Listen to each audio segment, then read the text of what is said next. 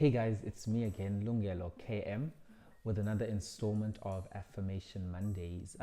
If you're new here, please like, please subscribe to the channel for more amazing content. Just find content that resonates with you. Please watch this video till the end.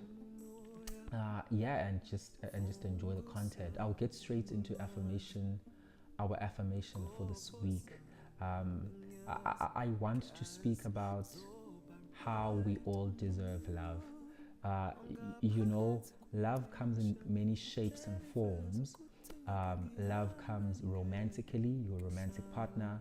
Love comes spiritually, be it a church setting or just you understanding God and understanding your spiritual connectedness to your ancestors. Some call them your underground gang. Love comes through family and love comes through friends. I know many of us young people, we search for love a lot romantically and in friendships, and that love usually defines whether we feel affirmed or not affirmed as humans, and that love also is the one that constantly puts us in turmoil. But I just want to say that we enter love without understanding the basis of all the attributes of what a healthy love should be. Um, I believe a love should be kind. A love should be consistent. Not constant, but consistent.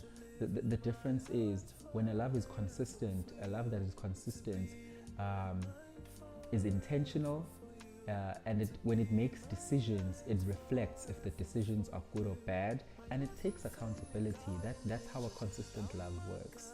So the love that you should be receiving from the aspects that I mentioned should be a love that is consistent, not just constant, because a love can be constant but unhealthy. A love can be constant but toxic. So I just want us to evaluate the love that we are receiving in our lives. A friend of mine shared with me, it was about 3 years ago, about how they do not speak to their mother. And it was a very bizarre concept for me because I was very close to my mother. My mother is late, by the way. I was very extremely close to my mother, and I wouldn't say we were like best friends, but we were inseparable. So I could never understand a mother-son relationship where they weren't close. But when I started evaluating and searching for what consistency does in love relationships, whichever sphere of a relationship it is, I realized that when love is constant on its own, it is sometimes it's not enough, and it's not fulfilling, and it doesn't always mean constant is healthy. You must remember that a constant love sometimes is automated. Like the love for a parent in most cases is automated because they genetically brought you into this earth. They are conditioned to love you, right? But how are they expressing the love? Is the love kind? Does the love ask for things politely and use please? Does the love say thank you when gestures are made, whether they are big or small? Does the love have apologies that are genuine, apologies that don't have the word but in them, but apologies that seek to resolve the issue at hand and not seek to attack the person? Does the love initiate therapy and taking care of each other's mental health? Does the love have elements of favor? Does your partner show you favor? Do you feel a certain type of feeling, or their actions show you that you are favored by this person? When I speak of favor, I think of I can easily relate to God.